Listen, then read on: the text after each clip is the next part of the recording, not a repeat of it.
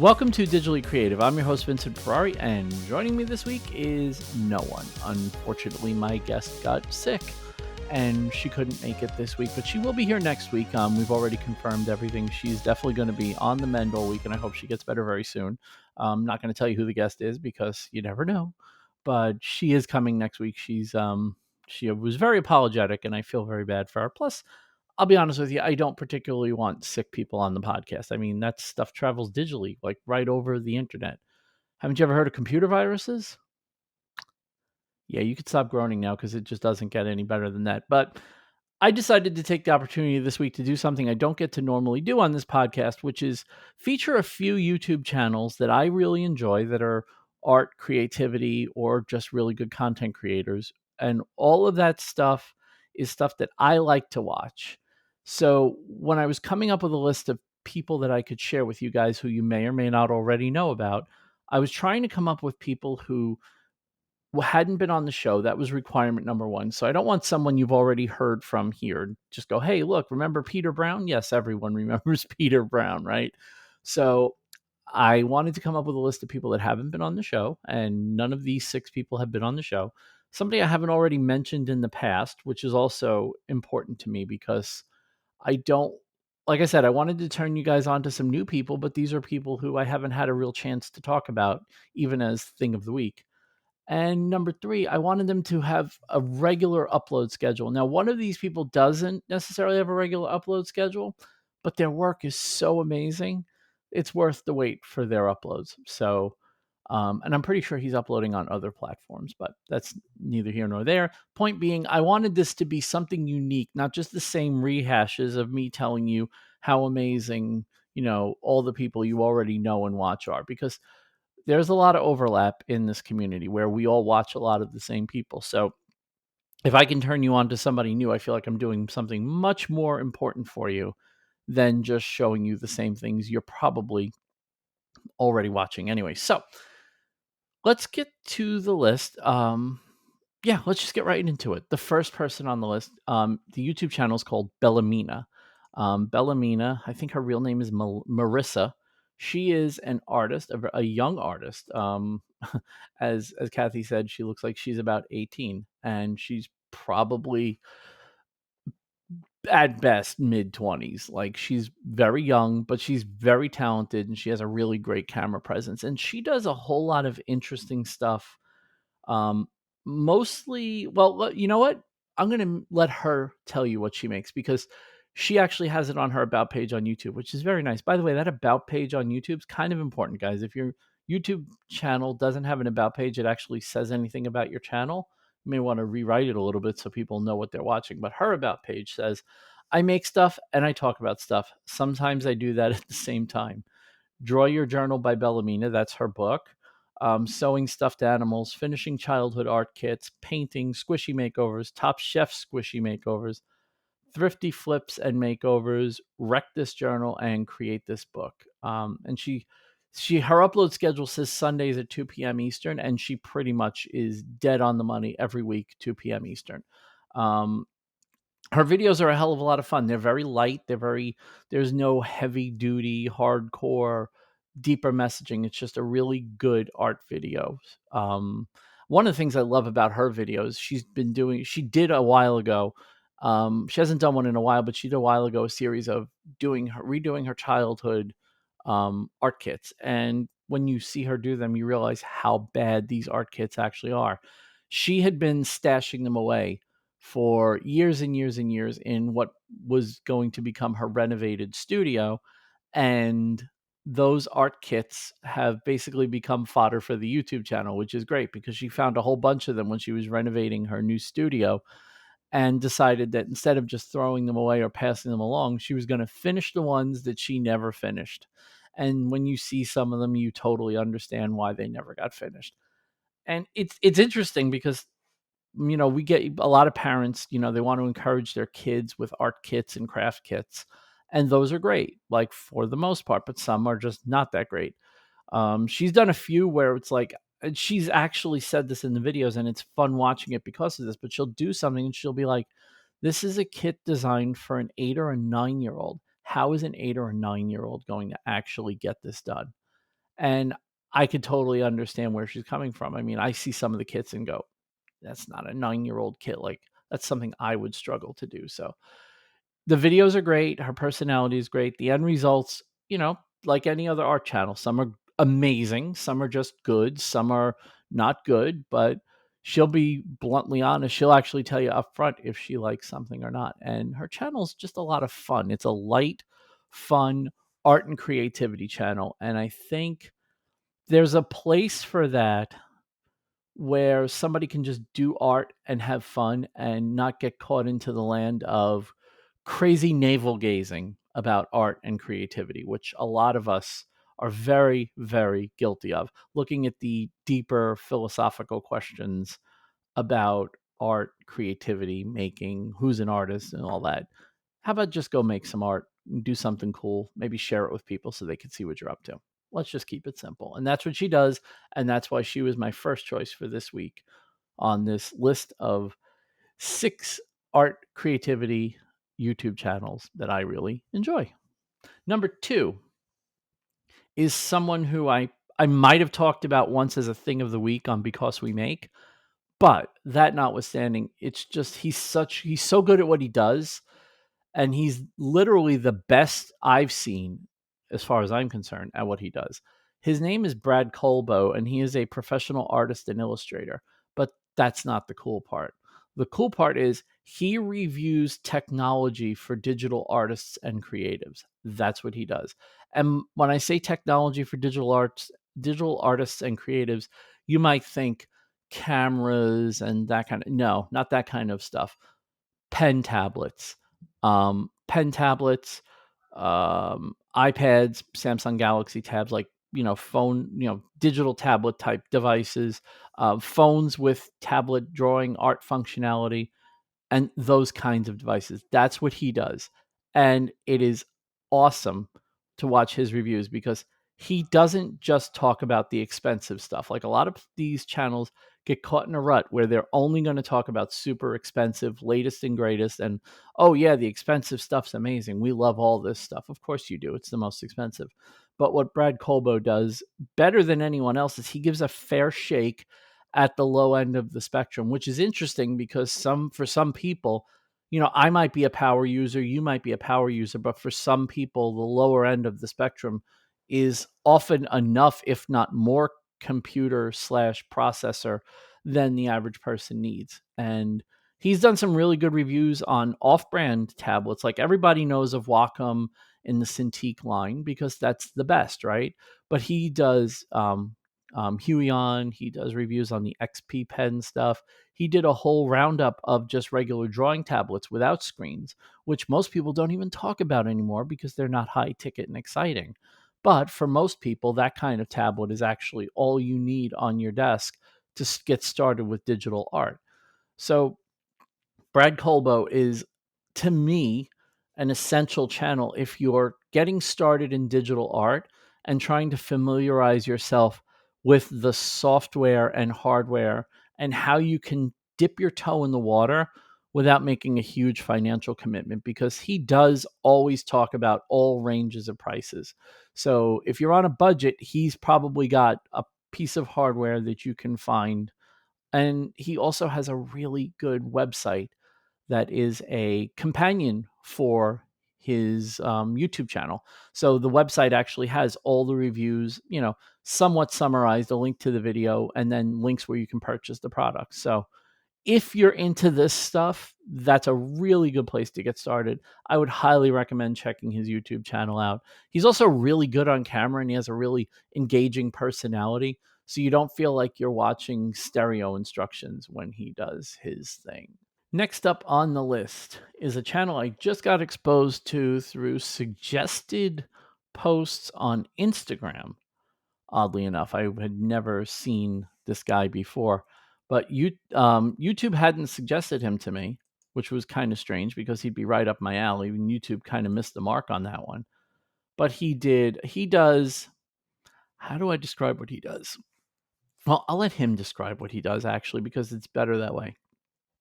The channel is called Dwayne Shoots Toys, And it says, I'm a miniature artist and action figure photographer based in Edmonton, Canada. My art incorporates themes of video games, music, sports, and pop culture from the 80s and 90s. I use crafting techniques like 3D printing, sculpting, and painting to build fun and unique dioramas for my action figures. You can check out my work on social media under the handle Dwayne Shoots Toys. He just recently dropped a video that has 307,000 views on it. He has 488,000 subscribers. So I'm not like cracking the whip. I'm not cracking some crazy undersubscribed person that no one's ever heard of before. The guy has a pretty good size audience, but he did a diorama called When the Ninja Turtles Ordered Happy Meals at McDonald's. And it's basically the new updated Ninja Turtles figures in a McDonald's diorama with a level of detail that is absolutely insane, mind-blowing, awesome.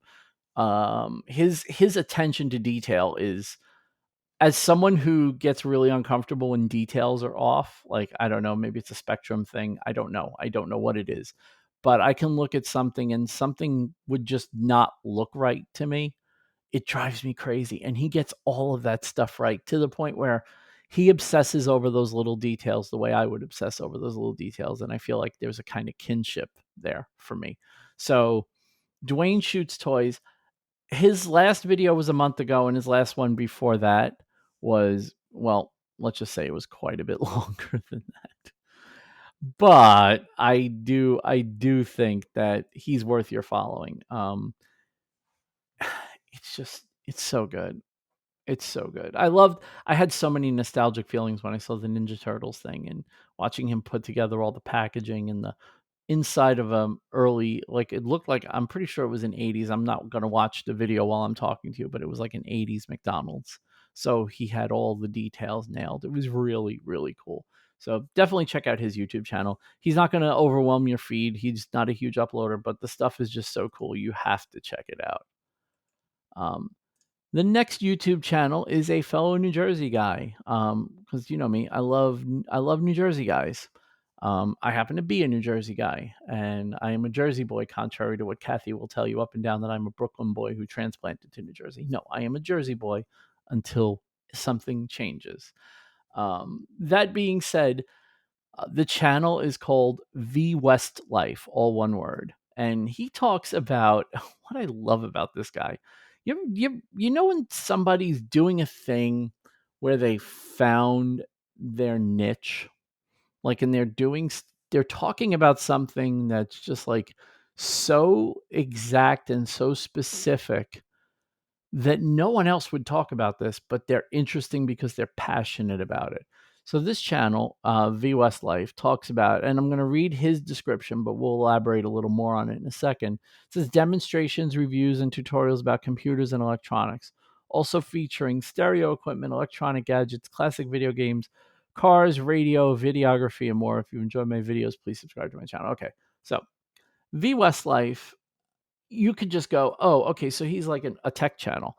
And he kind of downplays what he does best, because what he does best is obscure old tech.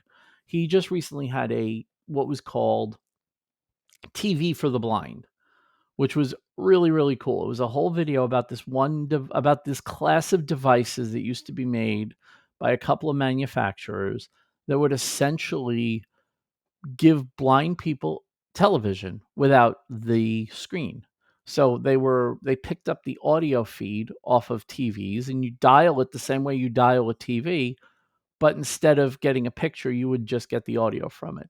And how these devices were super popular, why they faded away and why they stopped being made, so on and so forth. A couple of days ago, he just did a video on jukeboxes having records of silence, because people were annoyed that every diner they went to had a jukebox that was blaring all the time. So they allowed you to buy silence. So you could throw a quarter in, well, probably a nickel at the time, in the jukebox and just play a record of 3 minutes of silence, which I think is absolute genius. But that's the kind of stuff he talks about. He literally talks about literally everything, but old and obscure is where he focuses, and that's where he's really in his wheelhouse, because he'll turn you on to things that I promise you have never heard of or seen or if you did, you saw it on a counter in maybe your grandparents' house and were like, what the hell is that? Um, but he's really good in the retro tech space. He reminds me of, if you've ever seen the YouTube channel Techmoan. Techmoan is actually one of the biggest YouTube channels in that space. He's a lot like Techmoan, but way more obscure and much less focused on pure stereo equipment. Techmoan tends to lean almost exclusively on stereo equipment or music stuff. VWestLife, he talks about radios, televisions, really old and strange computers. He just had a bookshelf PC on, and that's like, well, that's not that big a deal now, but this is an old bookshelf PC, and it literally looked like it could fit on a bookshelf. It was just really cool seeing all the old stuff that he does, and he's a really good presenter. Some of the videos are 20 minutes, some of them are 10. He's one of those guys that the video is as long as it needs to be, and that's exactly my kind of guy. Next up on the hit list here is Catherine K, who goes by Catnip on YouTube. And she does basically a weekly vlog. I don't think she's done anything but her vlog in a very long time. She does a weekly vlog about her small business. And, you guys know, if you've listened to this show for any length of time, that I love the small business vibe, the small business discussion, people, how to grow your business, watching other small business owners do what they do. And she has a thriving small business in the UK called Catnip Studios. And she basically makes kawaii art merchandise. And she's constantly coming up with new designs and refreshing stuff. She has like characters that she's made over the years that have become the characters that she's known for. When she makes new stuff, she includes those characters in her stuff. And she has a very, very cool aesthetic in her studio. Her studio looks amazing. And considering how many times she's moved it just in the time I'm watching her, that's quite an achievement. But her channel is absolutely fantastic. She's very cute and engaging and upbeat. Even when she's down, she's up, one of those people. And I think that's kind of another thing that the world needs a little more of that upbeat happiness type stuff. So she does her daily vlog, weekly vlog. No, it's not daily; it's weekly. She does her weekly vlog. She puts that out. Let's see, a day ago. So today is Monday. So she puts it out somewhere around Monday, let's say, every week, and she puts out just, it's like 20 to 40 minutes depending on what needs to be said in the vlog. And you'll get to see her design process, her product development process. She tests a lot of stuff on her vlogs. Her vlogs are actually really interesting. They're probably more interesting than I'm making them sound. But I would say definitely, if you haven't already checked her out, you totally should, because she does really good work. And, well, she's pretty likable, and likable is a rare quality these days, isn't it? And the last on the hit list is a channel that I started watching. I started watching a bunch of fixing channels a while ago, because I wanted to get better at fixing electronics, particularly. So I started watching a lot of fixing channels, and one of the channels I started with was called Northridge Fix. He is in Northridge, California, and he fixes literally every electronic thing under the sun. He fixes computers, PlayStations, Xboxes. I don't think there's an electronic item that I haven't seen him fix or can go back in time and watch him fix. Anyway, he's one of those guys that just fixes whatever comes across his transom, and in turn, you learn how to fix the stuff. And I have learned a ton watching this guy, because he doesn't just do a thing, he explains the what and the why. And a lot of YouTubers that do electronics fixing are good at this because they understand that people are watching because they want to learn. He's probably one of the best. Plus, he has a really fun personality. He's kind of a jerk, but in a good way. Like, he talks about comments he gets on his videos, and people, if you've ever done any content creation on the internet, you know what the comment section of most videos, posts, Instagram posts, whatever you're doing, what the comment section can actually turn into. So he's very, very, very good at doing the quote internet thing. Um, I love watching him explain obscure techniques for finding problems with electronics, stuff I had never thought of. I've learned the importance of having a thermal camera when fixing electronics. I wouldn't have even thought of that as one of the pieces of equipment you would want. And he uses it in almost every fix. Microscopes, the right way to flux when you solder, and so on and so forth. So, if you are interested in electronics in any way and want to learn how to fix them or get better at fixing them, or even learn just why you do things the way you do them, because that's sometimes with new people in electronics. Like, I'm not new to electronics, but I am relatively new to troubleshooting discrete components on a circuit board in electronics. That's something that I don't have a ton of experience doing, no matter how much experience I have with actual electronics.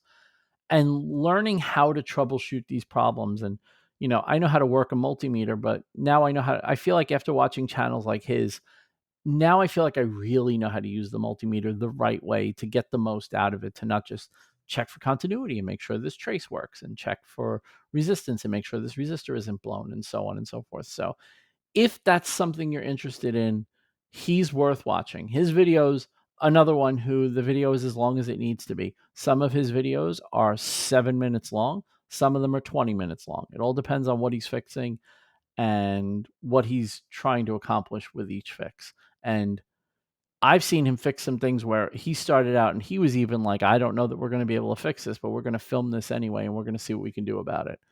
And I don't think I've ever seen him fail at fixing something that was fixable. I think most of the stuff that he's failed at fixing over the years has been stuff where, like, if he was repairing a Nintendo Switch, it has a bad CPU. Well, that's not something you can fix.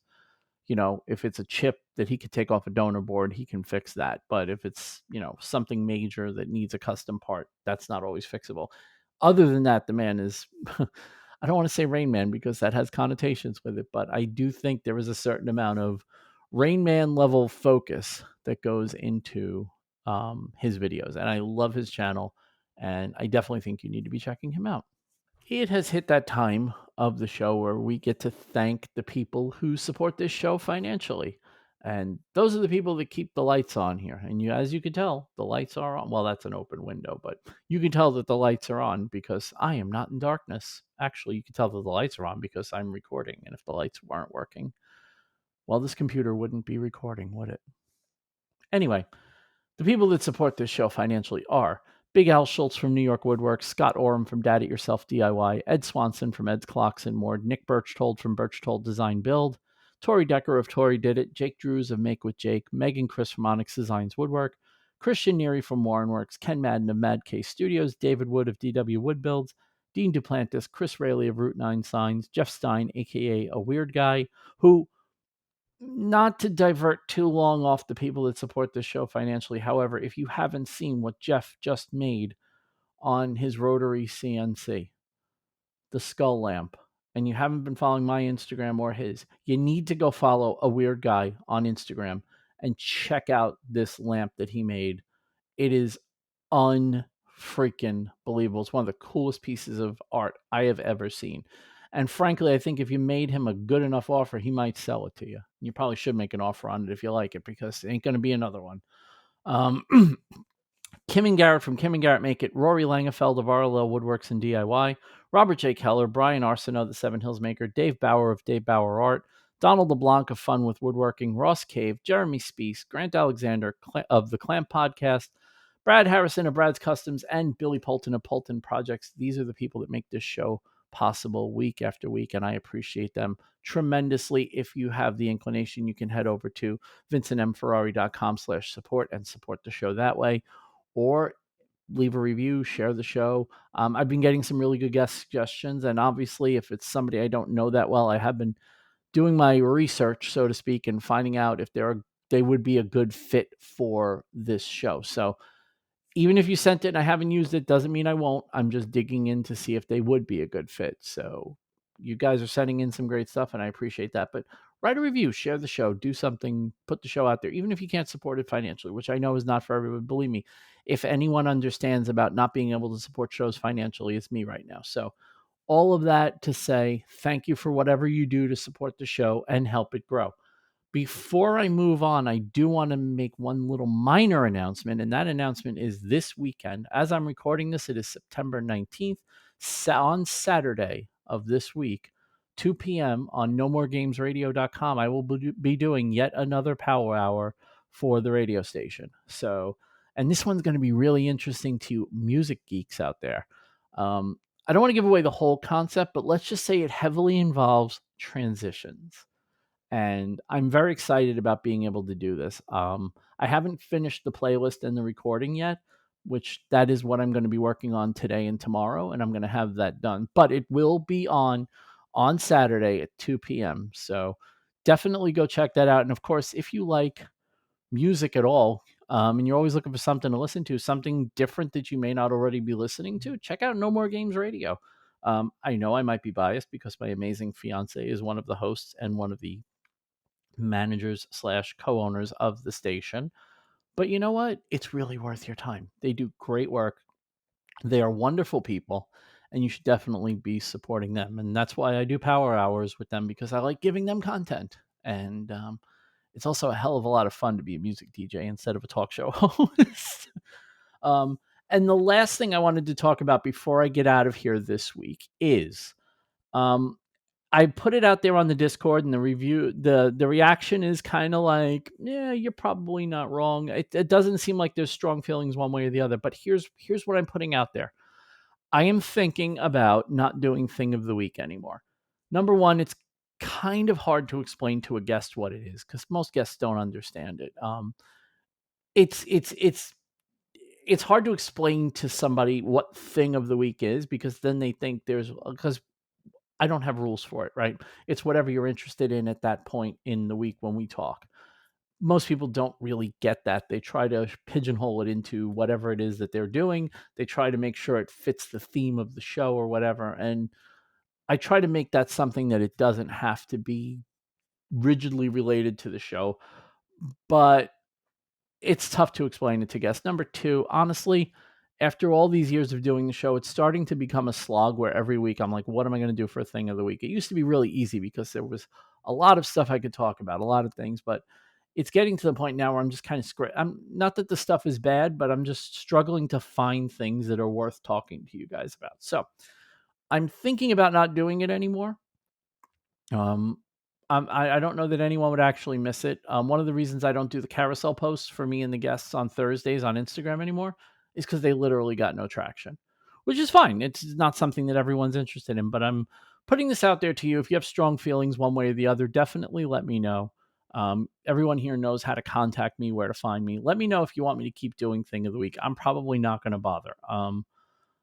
Unless there's some major groundswell of you should keep doing this, it's the best part of the show and you're an idiot for not doing it, I'm probably going to stop doing it, because it's just a hassle to try to explain it to people. And I'd rather just take that little bit of formality out of the conversation with my guests. I'd rather keep the conversation as conversational as possible and not pivot onto that with a hard left turn every week. So let me know. I'm open to suggestions.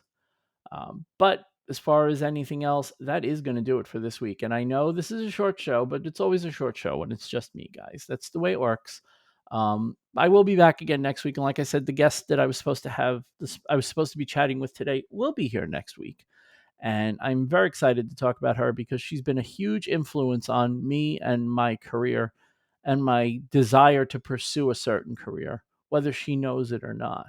And of course, I'm going to get all mushy and tell her that when she's on the show. So don't miss that, because you know how I really, really love to get mushy for you guys. Until then, have a great week, everybody, and I will chat with you next time.